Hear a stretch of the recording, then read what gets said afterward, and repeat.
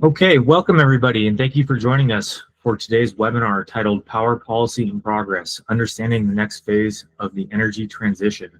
My name is Dylan Tansy. I'm the Executive Director of the SunSpec Alliance, and we are very grateful that you decided to join us here for today. This webinar series is sponsored by Fort Labs, which is a clean energy tech incubator and accelerator based out of Oakland. Before we get started, I want to go through the typical introduction and property admonition. All SunSpec meetings are conducted in accordance with the SunSpec antitrust policy and intellectual property provisions defined in the SunSpec member agreement. This agreement can be found at the following address. SunSpec strictly prohibits market participants and their employees who take part in these activities from using their participation as a forum for engaging in practices or communications that violate antitrust laws. Confidential or proprietary information should not be discussed in open session. Please contact SunSpec management if you have any questions. As a couple reminders before we get into everything, this webinar is being recorded. So please do keep your camera off unless you intend to have your face recorded. I'll also mention that the deck will be made available after the meeting on the SunSpec website. And also, this is an interactive webinar, so you are welcome to ask questions both in the chat or unmute yourself at any time to contribute to the discussion or ask questions. But if you don't intend to be heard, please do keep yourself on mute so we can keep background noise to a minimum.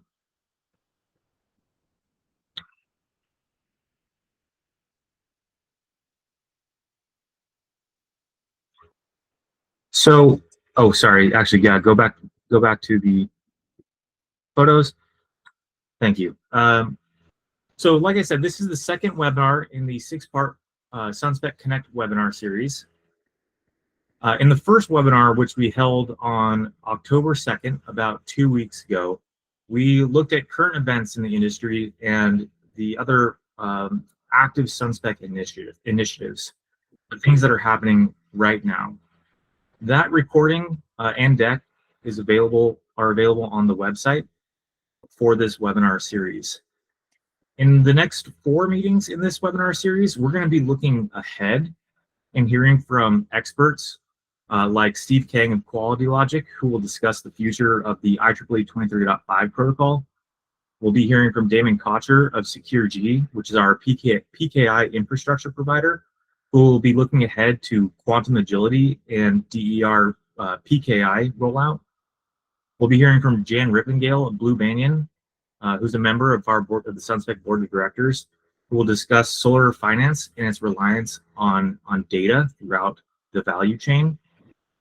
And we'll be hearing from Vish Ganti of DER Security Corps, who will discuss the future of the growing open source community, developing DER applications using SunSpec Modbus. But before we look ahead into the future, it's important that we take a moment to reflect on the past and understand how we got to where we are now, because you can't understand where we're going without understanding where we've been.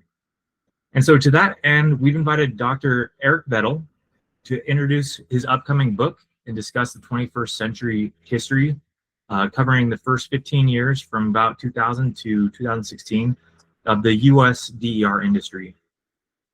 Eric is the president of the American Energy Society, where he leads strategic initiatives to advance energy literacy, foster civil dialogue, and support innovation across policy, markets, and technology.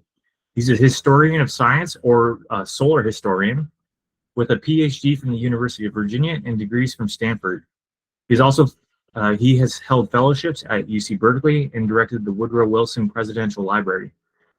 His leadership has grown the American Energy Society into a global platform for thought leadership and collaboration in the energy sector, and we're honored to be partnered with him for today's webinar. Before we get into it, many of you here today are living actors in the history, and people's experience and perspectives can certainly vary widely. So we strongly encourage you to actively join today's discussion and offer your commentary. So like I said earlier, if you don't intend to be heard, keep yourself on mute, but we do strongly encourage you to go ahead and at points where we invite discussion, unmute yourself, go ahead and ask questions and offer your own perspectives. And you know, who knows, your comments may end up in the final published version of Eric's work. So he'll introduce his upcoming book. We'll have opportunities for discussion. Like I said, don't hesitate to join in at all today. So without further ado, I'll pass it off to Dr. Eric Vettel. Thank you, Dylan. Thank you very much. And by the way, you're not kidding when you say it might end up in the final version. My conversation with Tom just yesterday, already I had to go back and add a few details. So absolutely. And in fact, from a selfish standpoint, I have to say that I've been looking forward to this opportunity because I am a historian. And rare is the opportunity for a historian to actually speak directly with the actors. In this particular case, the revolutionaries is what I like to call them. It's sort of like a historian of the American Revolution getting a chance to speak directly to George Washington or Thomas Jefferson or Paul Revere. And so selfishly, I would much rather just open this up to questions with the audience. But I will I'll walk through kind of the structure, the outline, the focus of my book, and then we'll get into the fun stuff, back and forth, if that's okay, Dylan. Sounds great. Please go ahead and share your deck with the remaining slides. And I'll probably be going back and forth. So let me go here. We'll start with current slide. There we go. So my forthcoming book is called The Pivot, and we'll come back to that in a second. It's History's Unfinished Energy Revolution between the years 2000 and 2016. It is a continuation of Dan Yergin's Pulitzer Prize-winning book called The Prize, which is essentially about the rise of hydrocarbon man, absolutely brilliant term that he coined. His book, The Prize, I think if you had to summarize it into just a couple words, it is the rise of hydrocarbon man. And so my book is, I'm aiming a continuation of that story. My publisher and I are having a bit of a disagreement. I hope he's not listening right now, about the subtitle of this book. He wants to call it History's Unfinished Energy Revolution. I want to call it History's Inevitable Energy Revolution. My conversation with Tom yesterday convinces me that I'm right, but probably it's both unfinished and inevitable. So, which leads me to a few points before I go into the book. This is a work of history. I'm not a journalist. There are no gotchas. I'm not advocating or lobbying for a particular opinion. As a historian, I'm simply trying to get the story right. And then the other point is the title is essential in this book. It really is a book about pivots. I believe that this energy revolution from the outset was defensive and reactive. It was always reacting to external events and trying to pave a new path on the fly, in a sense, which creates for a chaotic and uneven but really rich story to tell, I believe. I think if I had to organize the concept or the thesis or convey the thesis, I believe up to the year 2000 and even to the present, America has, and the world, has a dysfunctional relationship with energy, a dysfunctional relationship with energy. And I open in the first chapter with a discussion of that dysfunction with an example. I just focus on one day in history, October 12th, the year 2000. October 12th, the year 2000. On that day, it was just an incredible coincidence of timing of events. On October 12th, 2000, terrorists blew a hole in the USS Cole while it was ported in Aden in Yemen, getting ready to patrol the Middle East, instantly killing themselves, the terrorists, and 17 American sailors and injuring many more.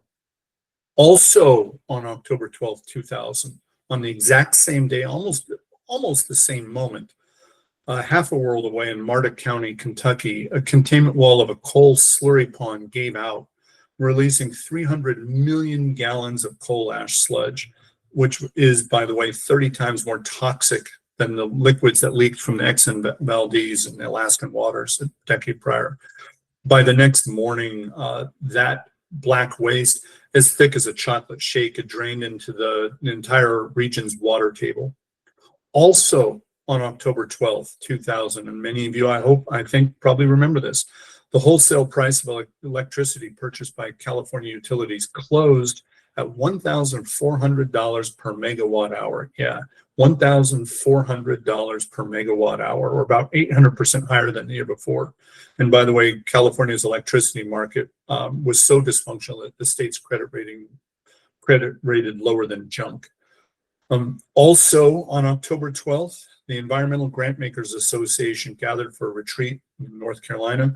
It was National Geographic, Ford, MacArthur, Pew, Rockefeller, Turner, Kresge, the richest and most influential environmental philanthropic organizations in the world. And at that Grantmakers Association, this retreat, they were practicing the reframing of conversations away from extremists, and I use that in quotes, away from extremist ideas like global warming and climate change. These are the Environmental Grantmaker Association, and they were trying to reframe conversations away from extremist ideas like climate change. Also on October 12th, 2000, newspaper headlines recorded the previous evening's debate between Vice President Al Gore and Texas Governor George Bush at Winston-Salem. The candidates sparred on a number of domestic issues like budget, tax relief, and reforming Social Security. The moderator, Jim Laird of PBS NewsHour, tried to steer the conversation to climate, but both candidates tried to get away from the topic as quickly as possible. Al Gore asked, he wanted to know more about the order of response, him or me first. George Bush offered a reminder of the rules of the debate. Then Vice President Gore quoted the book of Matthew and then the need to protect the future of our grandchildren. Laird just basically gave up on that issue and he moved on to illicit drug use in schools, which both candidates quickly jumped in to say that they opposed immediately. Now, I use October 12th, 2000. It's notable for its drama and coincidence of timing, but it does not identify as a historical pivot. We had already become comfortable with state-sponsored terrorism by oil-producing nations in the Middle East. We were familiar with and comfortable with environmental calamities. They were a common occurrence. There was a fragmented electricity market across the country that allowed companies like Enron to arbitrage a broken system, et cetera. Basically, I used that day to convey the message that America's relationship with energy was dysfunctional. And as we all know, in a dysfunctional relationship, they're really hard to break. And usually the only way to break that dysfunctional relationship is to confront a force that is equal in its power, that you need that counterforce to break down that dysfunctional relationship. And in my book, in chapter 2, I argue that that counterforce that started this story is 9/11. The terrorist attacks on September 11th. It inspired enough Americans to start asking important questions about energy. And at this particular moment, the first question that Americans started to ask was, what are we doing about this thing called foreign oil from the Middle East? Now, after that brief study of 9/11 and what it meant, or in the questions that Americans started asking, my book then takes a closer look at the first term of Bush administration, the first term led by Vice President Dick Cheney, with an emphasis on the protection of foreign oil, particularly from the Middle East.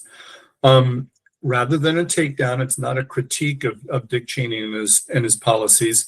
I try to offer a sympathetic defense of that view or opinion at the time, that his task force and the national energy policy that they designed was predicated on a simple assumption that there was nothing in energy that could match the scale of the incumbent's energy system.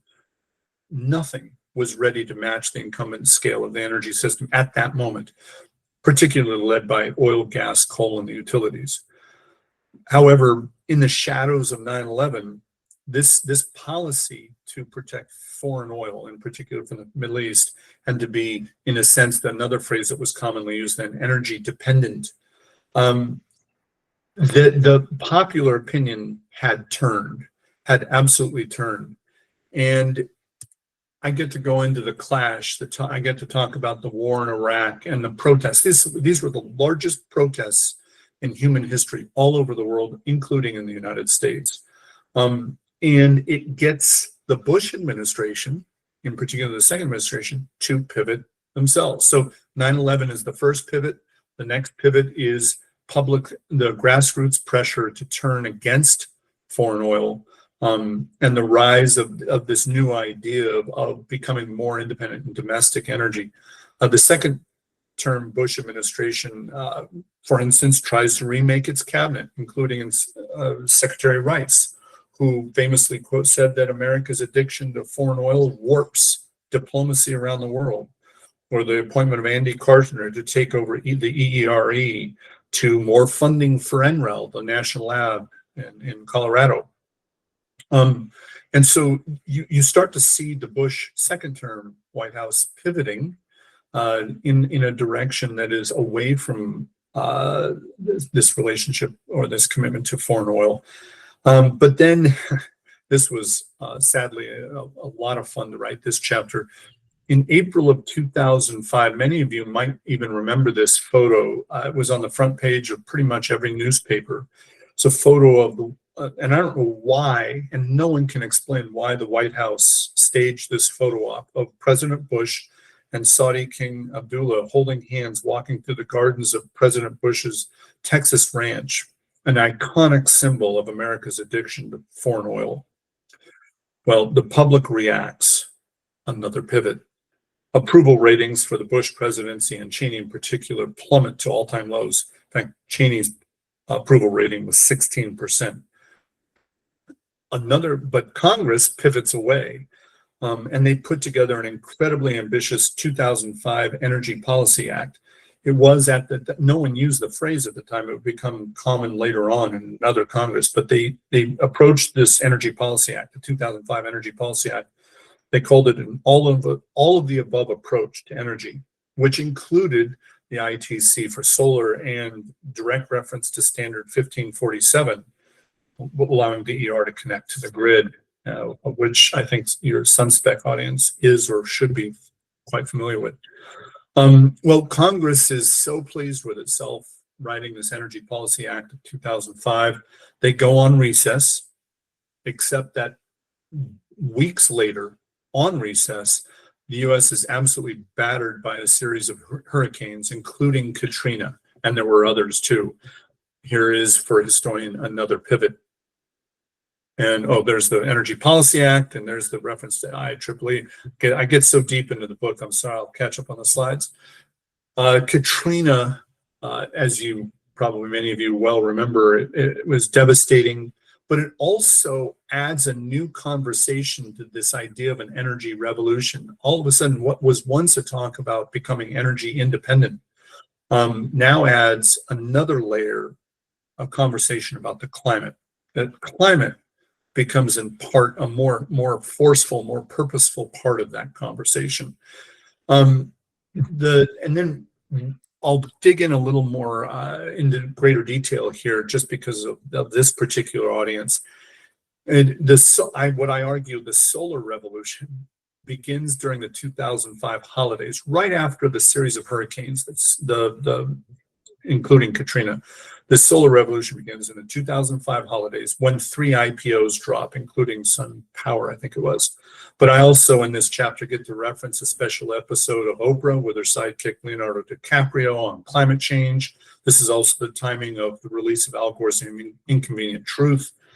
And I really enjoyed writing about the 2006 solar rush, which reached a fever pitch on October 20th, 2006, when California's new governor, Arnold Schwarzenegger, makes an impromptu appearance at the Solar Power Conference and Expo in San Jose.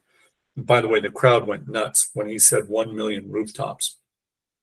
Well, 2006, I call it the solar rush, but 2007 made that solar rush looked like teething troubles. It was an explosion of peripherals and adjacent industries like mirrors, inverters, trackers. The rush was on. I talk about Danny Kennedy, who had just arrived from Australia, raising $6 million to launch Sungivity, Bill Gross, and Energy Innovations. Jane Fonda talks her husband, Ted Turner, into investing $3 million into DT Solar. They didn't know if it was a large-scale solar developer or an installation company. No one really knew, but it didn't matter because after installing a 21-megawatt system for SoCal Edison and a 30-megawatt system on Ted Turner's farm, the company DT Solar was acquired by First Solar for $30 million that same year. So that $3 million investment turned into a $30 million revenue gain. Much like the California gold rush, let me just see where we're going. Oh, there's our inconvenient truth. And by the way, Aaron, there's your slide in the lower right-hand corner. Thank you. See, our conversations already are shaping this. Much like the California gold rush of the 19th century, the California solar rush attracted way too many sketchy installers with no qualms about haphazard systems and no warranties. Was the roof strong enough to support heavy panels? Did the amperage match the home fuse box? Was the system grid tied or off grid? Or was it both or neither? It got so bad customers would hold installers hostage until they could prove the panels were delivering electrons. And so this is where I get to tell the story of Tom leaving Fat Spaniel's renewable energy monitoring company and launching SunSpec Alliance. Oh, where's my slide of SunSpec Alliance? I lost it. Let's pause there real quick. Tom, why don't you hop in right now and offer a few comments about your perspective, where we were right at that moment when the SunSpec Alliance got started. Well, great. Well, first of all, yeah, Tom Tansy. So that's the Tom that Eric has been referencing here. So, hey, nice to see everybody again. And well, I suppose that I was one of those that was inspired by the events that Eric talked about before. At the time of the California blackout, I was just coming out of yet another startup, Silicon Valley startup, and wondering, what am I going to do more useful with the latter half of my career. But by the time we reached 2009, which was when SunSpec was formed, as Eric mentioned, I was working with this company that was doing solar monitoring. So that was my choice to sort of pivot, in my case, out of wide area network acceleration to get into the renewable energy business and to get us on to this new energy supply. And so we had a nice little startup company. We'd raised, I don't know, $15 million or so. And we spent a lot of time, and I was running the operation and running deployment and development and so forth. And one of the main problems that we were facing is basically the incompatibility of equipment. So every time we'd get a new customer, we'd have to do more engineering work to bring their site online. And so at that point, we had decided that there needed to be sort of a standard interface, the standard drivers for all this type of equipment, because that was the only way that we'd achieve any type of scale.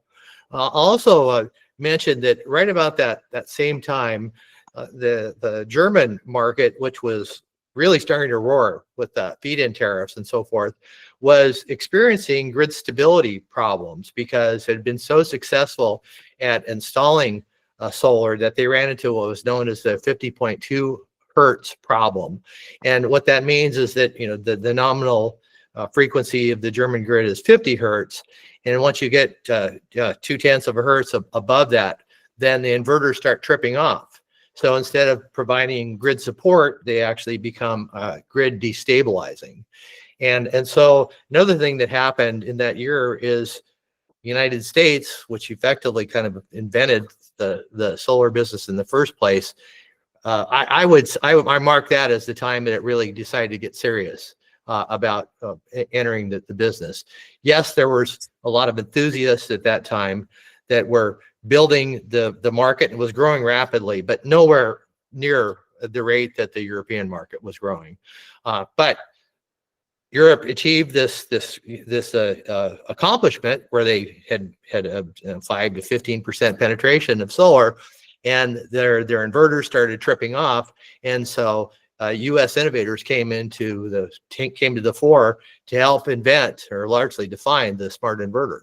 So that was kind of really interesting development. So we have the confluence of standardized drivers for the equipment at the time that we're getting much more powerful power conversion systems.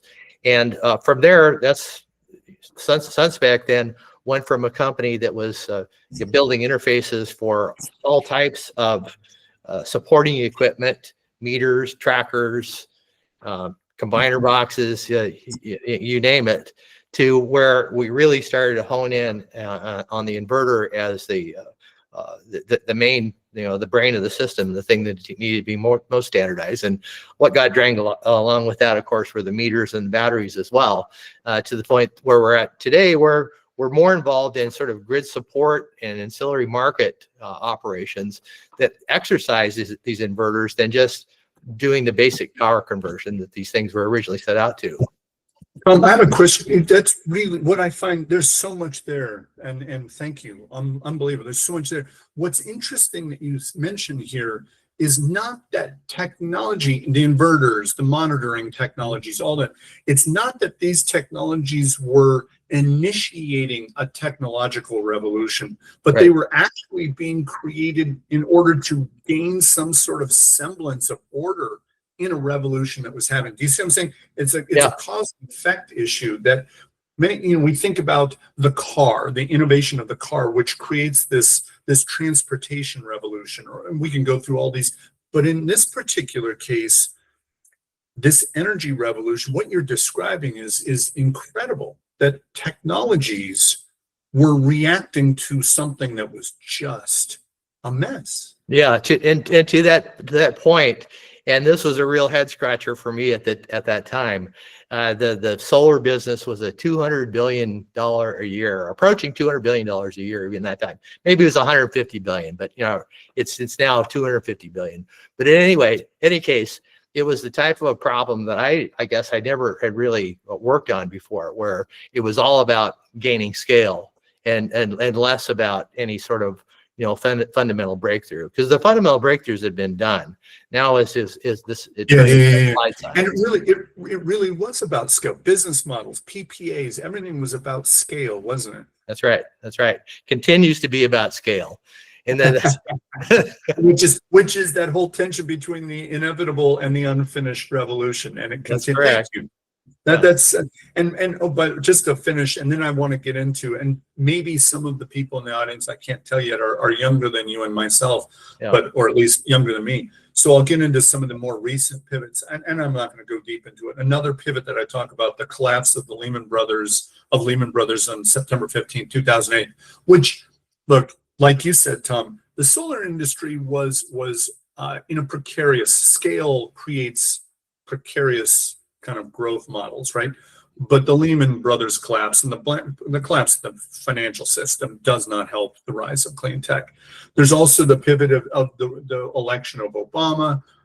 We spoke yesterday, and Aaron, you mentioned it. Sunshot Initiative was certainly a pivot in all this too. But I also tell the story in my book that there were pivots happening in oil and gas too. The development of unconventional shale techniques in the fields, in the basins, horizontal drilling and fracking, et cetera, but also the application of IoT in the digital oil field. I also talk about, and in my book, and I'll just jump right to it, my book ends on April 16th when Hillary Clinton is speaking in Ohio at a campaign stop, and she says, we're going to put a lot of coal miners out of work.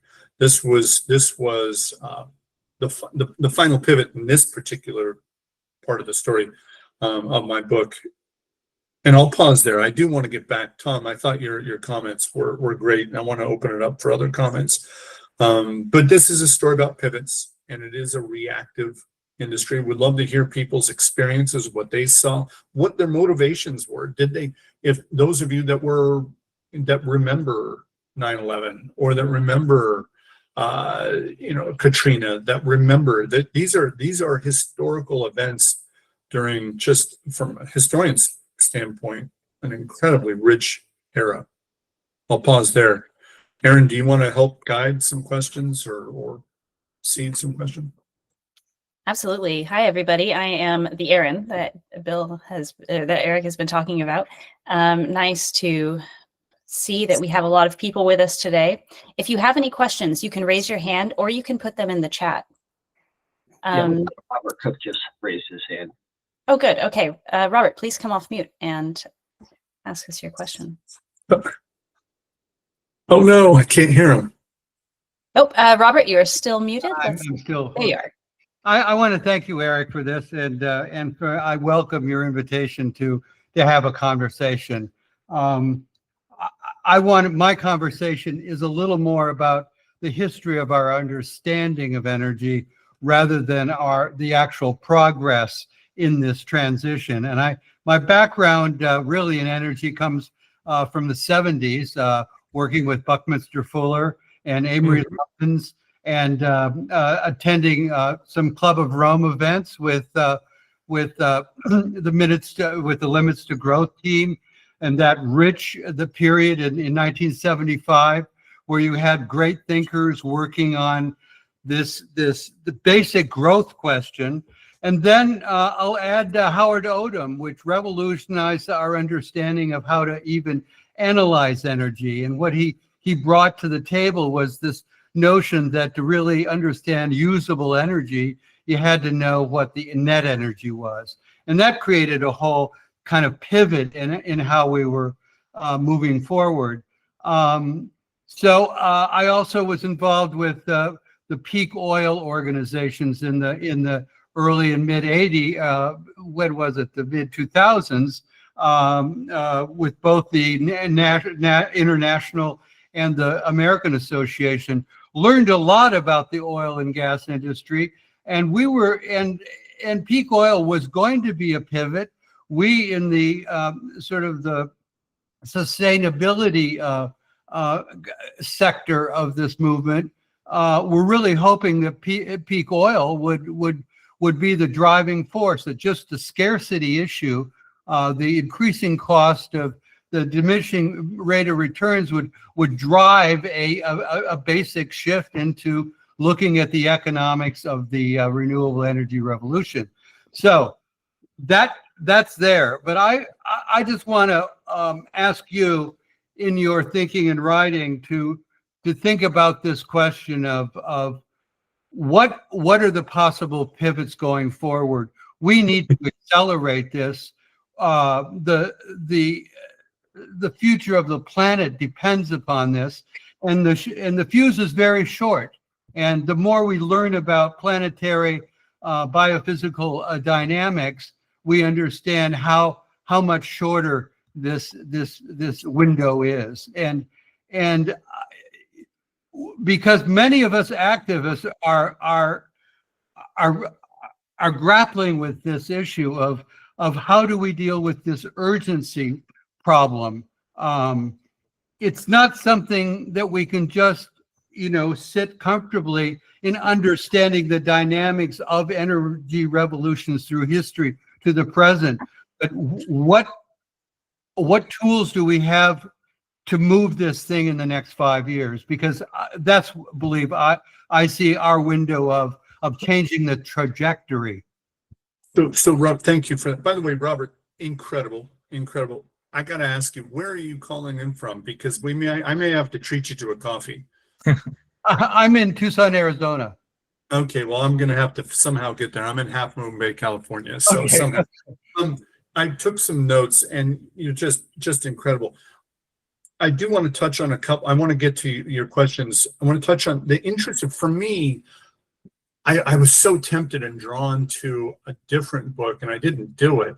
The 1970s. The 1970s was an incredible time. But what I find is that the 1970s, incredible, like you said, changing the conceptions and our understanding of energy. I know, in fact, I've already quoted you in that phrase, so thank you. What I found about the 1970s, which is different from the period between 2000 and 2016, is a phrase you used. The latter part, the latter revolution is more, and you use the word activist, it's more grassroots, it's more bottom up. Whereas the 1970s, incredible policy from Lemons, from top down, but it reached, as it trickled down, I started to see, get a sense that there was resistance at the grassroots level. Do you remember the phrase "can't drive 55"? Do you remember that, when they tried to they tried to implement the 55-mile-an-hour speed limit, and that was going to save it, or Carter installing solar panels? I don't think it lasted that many months, if not years, before it was taken off. And so I find the 1970s. Reagan made a gesture out of it too. Yeah. That's right. And I was reminded of a quote by Martin Luther King, who was actually referencing the civil rights movement when he said, policy that can be made can be unmade. And he was actually talking about a different set of policies, but it's a phrase, policy that can be made can be unmade. And I found that the 1970s push was a lot of brilliant policy that was unmade, just like you said, Reagan making a show of some of this stuff. Whereas this revolution between 2000 and 2016, I keep seeing it gurgling from the top, such as SunSpec Alliance, such as Tom and his efforts. It's nobody from the top saying do this, it's about seeing an opportunity. But to go forward, you asked pivots going forward. I struggle, and it's hard for me as I write this, because every time I see an attempt to find a solution through policy mechanisms, I see fissures, I see conflict, I see division. Every time I see a method to solve this problem through capital markets, I see competition between competing interests, that people are fighting for market share and grabbing as much as they can. So there's a lot of conflict, and we move forward awkwardly. Where I think we're aiming, because we can't quite seem to find a way to get along, to talk to each other, it's technology. It always seems to go back to technology. The technological advances seem to be the thing that gets us to pivot, to move forward. If I can hop in here. Yeah, absolutely. Go ahead. Yeah, I think we had a very interesting webinar a month or two ago with Dr. Paul Stockton, who has a DoD and Department of Defense and Department of Energy background, and he highlighted a potential paradigm for a future pivot where we reframe DER and solar from an environmental perspective to actually a national security perspective. I mean, you can tie that back to Hurricane Katrina, not a foreign actor, but a devastating event in our history where distributed energy could have saved lives and benefited national security. So, you know, Tom, to your point, you hear now, I'm hearing all sorts of talk within the automotive, the manufacturers, them questioning some of their marketing techniques. I'm a historian, don't pick sides, right? We're nonpartisan. But I'm starting to hear the marketing department say, should we have been marketing electric vehicles as a climate initiative or as just technologically superior to the internal combustion engine? Maybe it was just, we went too far in shaping and cornered this market too much. It's just conversations I'm hearing. I'm not saying that they're right, I'm not saying they're wrong, but it aligns with what you just said about aligning DER not as a climate driven initiative, but as a national security issue. And I think that's consistent and brilliant, because it allows us to open up. And Tom, we talked about this. Dave Danielson, brilliant former head of ERE, now running Breakthrough Energy Ventures. He said, it is possible to talk about this in a way that unites Republicans and Democrats, blue and red, climate and capitalists. I mean, you name it. There is a way to talk about these things where there's common ground. It's just that somehow we got off that track, which is the point of my story. Yeah, thank you. We also have Tom's hand up. Go ahead, Tom. Oh yeah, well, okay, yeah. I was just gonna chime back in. So I certainly agree that you know there is a intellectual pivot, I think, taking place around distributed energy is being both something that needs to be protected, but also as critical to our way of life, and therefore, you know, worthy of investing in protecting it. That's for sure. But I would say that the pivot that we're in the middle of right now is electrification of society. And since I have been around for a while and seeing how long it takes these things to develop, and about all the second guessing that takes place during the middle phases. Okay. Hey, are we marketing it the right way? Are we on the right path? Should they change my job and get something else to do? And then, but then as time goes on, you know, the electrification is inevitable. So to your point about car companies, about how they marketed their initial wares, I would say at this point it doesn't matter. When you look at the R&D that's going into the electrification, the R&D that's going into transportation, and then the fraction of that that's going into electrification, which is upwards of 90%, it's game over, right? We just don't know it yet. But you know, fossil fuel interests still have gas to sell, so they're going to do that for as long as they can. But meanwhile, even in the United States, with as much pressure as we're putting on the anti-EV initiative, it's losing, right? We're still adding more charging and more cars, and despite all the naysaying. So we have another question. Tom, I just love your point about the second guess. As a historian, I love the second guessing. It tells a great story. You know, we got to sit back and say, watch this. Go ahead. Aaron, I think you got another question. Thank you. James, go ahead and come off mute. I'd love to hear your question. Oh, thank you. And thank you for putting this most enjoyable discussion on. I have a background in architecture back going into the 70s as well, in the sustainable space for that amount of time. And I wanted to thank Eric for the broad kind of industry overview, and also for using the revolutionary quote language that you have started the introduction on, because just a quick anecdote, back in the day, we were all excited solar newbies and had a conference down in Memphis. And that was over a decade ago. One of the speakers was a former Joint Chief of Staff that looked out over the audience and pointed his finger at us. He goes, "You guys are the patriots." And from a child of the late 60s, I got to tell you, that warmed the cockles of my heart and whatever else that gets warmed on my body. But to continue that discussion, I'm going to postulate something, which is that, you know, power independence can form the basis of the reform of our democratic republic, because it is absolutely revolutionary to have a say in how you live and how you generate your own power instead of being under the thumb of our fossil fuel overlords. So just wanted to say that, and I actually do have a question,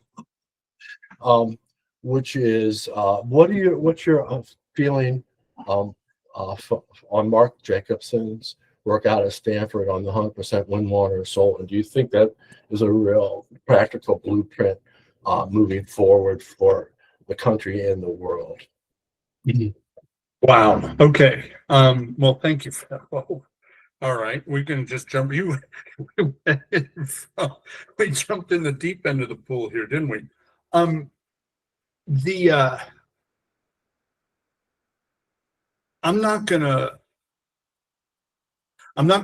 think that the audience here has a far better grasp of the technical and technological capabilities of Mark Jacobson's vision to electrify the world.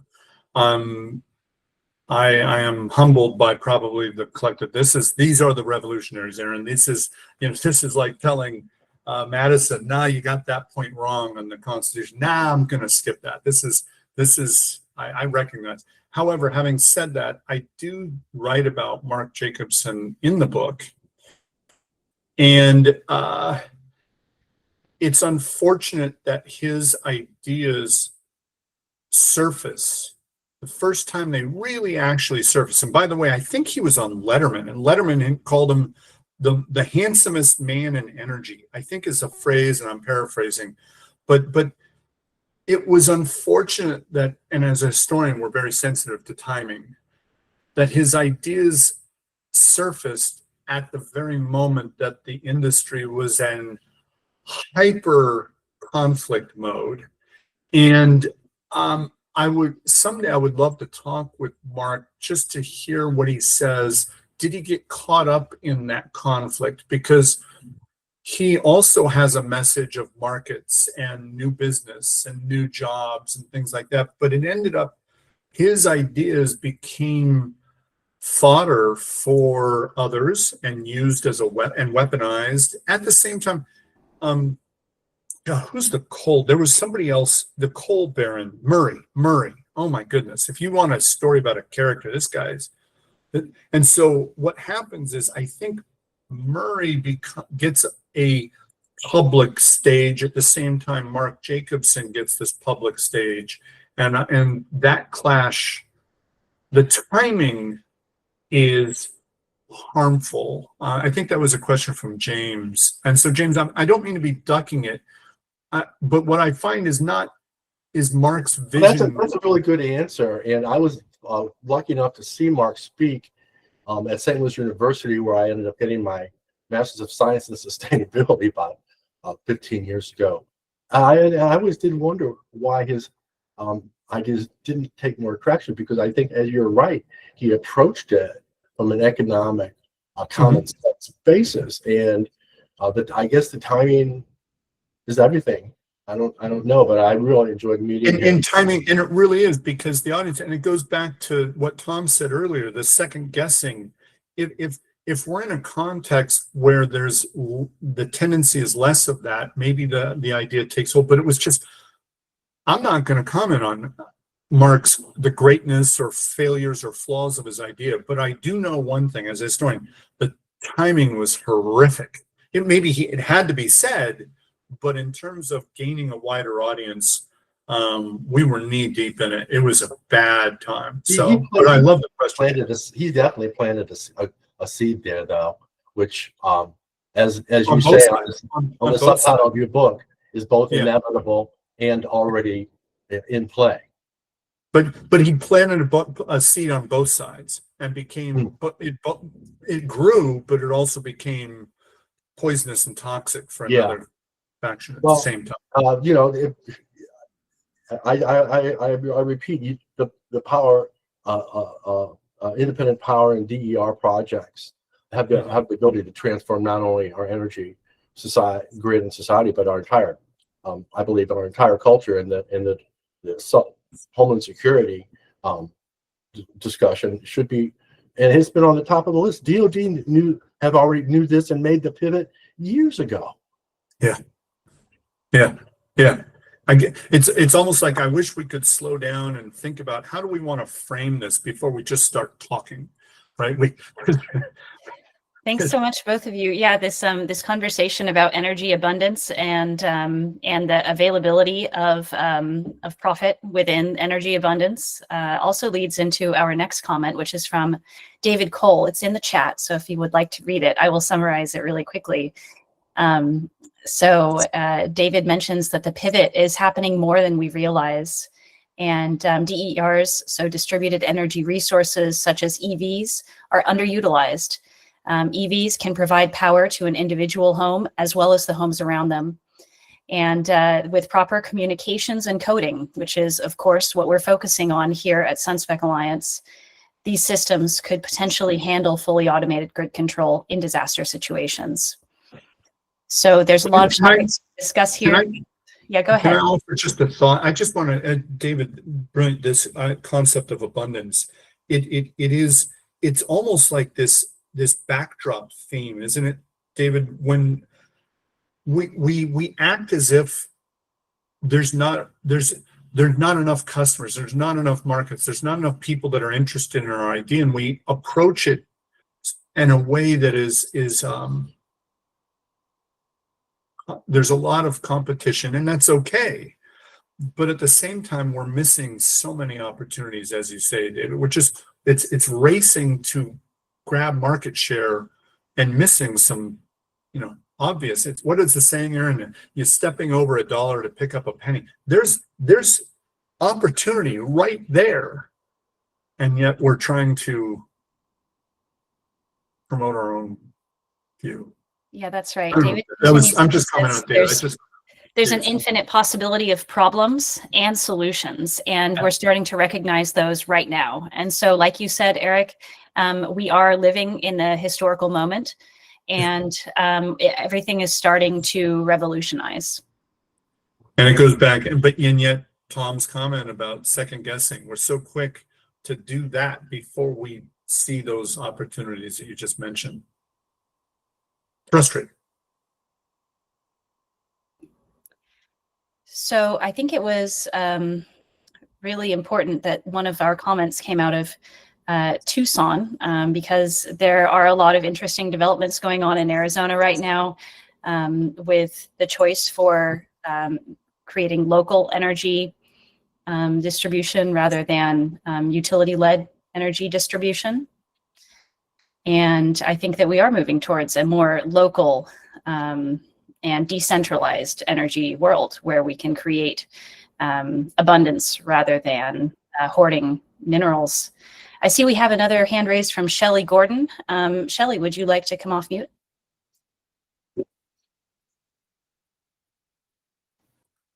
I was clicking the wrong button. Thank you, and thanks for the shout out, Bob also. So I've worked closely with Bob Cook, and Aaron's referring to, I think this is interesting, it would be great to get feedback, which is that, some of us, when Tucson put out its climate action plan back in 23, they did what they should have done, which is to open it up to the citizens of the town and have open meetings to discuss what people wanted to see in that plan. And long story short, we wanted to have the city study whether it would be, whether we could reduce rates for ratepayers with a different model. With, we are a vertically integrated monopoly utility state.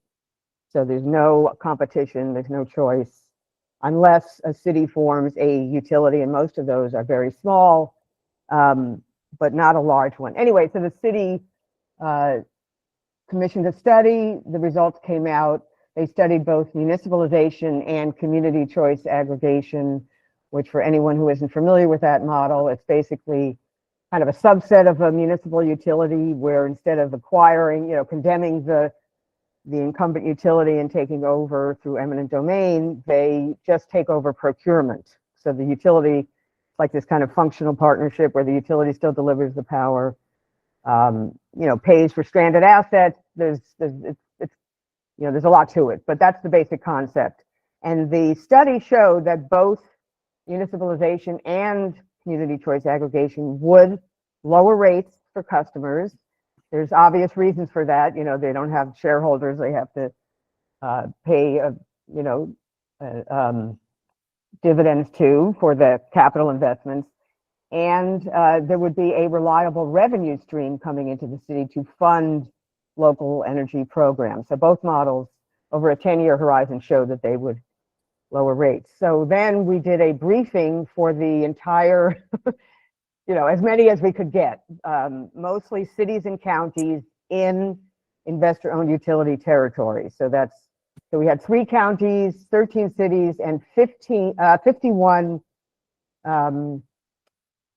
both elected officials and sustainability staff attend. I mean, it was quite a turnout. It surprised me.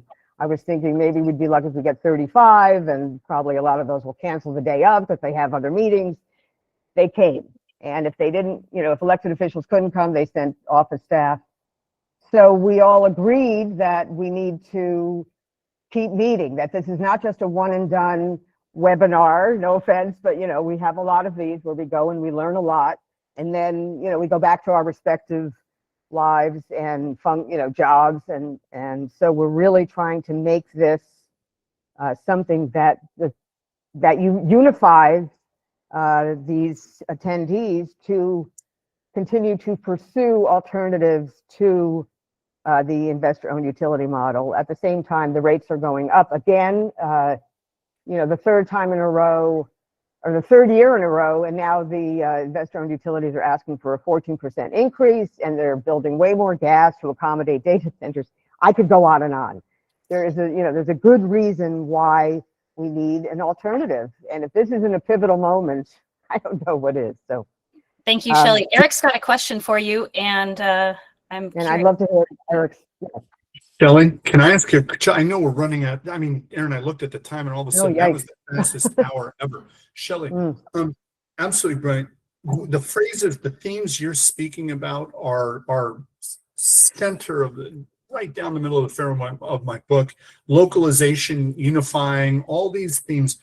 When did these efforts to localize and unify the things, the electrical, the power system, the energy system in Tucson, when do you think it just started to seed? When did it start to take root? Because this is exactly what I'm talking about in my book about this grassroots. It's not top down. You said it started, that Tucson said, we want to do this. I mean, Bob could probably weigh in, but I started Arizonans for Community Choice because I was living in California when Community Choice Aggregation, or CCA, let me shorten it, started to take off. And there was a big push, and I don't have time to go into the history of why that happened, but what year, when were you in California? I write about that too. Oh my goodness. Well, I lived there for 40 years before I moved here, but write down AB 117. That's the law that, or maybe you know it, that basically, they ended retail competition, but they said, all right, here's the compromise. Cities or counties or groups of cities can take over. Shelley, were you in Marin or Berkeley? I wasn't part of AB 117. I lived in the peninsula, Palo Alto. I mean, I lived all over California, but that's where I ended up for 20 years. So anyway, that concept, we brought it here. And so it's been at least 5 years that we've been working on this. We have met with Republican legislators about competition. I found a Republican, that's how you have to work in Arizona. You have to make friends with Republicans because they dominate the legislature, and they all were in favor of competition, but nobody wants to take on particularly APS, which is the largest IOU in the state, and they lead the charge. There's a lot there. I mean, we can talk offline about it, but we have done a lot to move this forward, but we feel like now that we have, and we're going to meet with them. I mean, I'm going to talk to them individually because I want to make sure they come back. I know how this goes. I mean, I'm not cynical, but I'm not naive either. So it was a great meeting, a lot of enthusiasm, but we got to keep nurturing those relationships. So thank you. Did I answer your question? I don't know. Thank you, Shelley. I think you will connect offline. And of course, many of us are hopefully going to connect over these topics and themes. I see that Tom chatted, that Shelley's comments indicate that change is inevitable. And so let's end the meeting here today. Thank you very much. Thank you, everyone who had questions, everyone who had comments. This was a very productive and interesting session. So thank you especially to Dr. Vettel, and we look forward to your book, The Pivot. And we invite you to attend the next 4 webinars in the 6-part webinar series, where we're going to look more at the technology future and innovations that's going to help us drive the continued growth of the DER industry. Yep. Next webinar is October 30th, so stay tuned. Thanks, everybody. Thanks. Bye for now. Thank Thanks, you. everyone.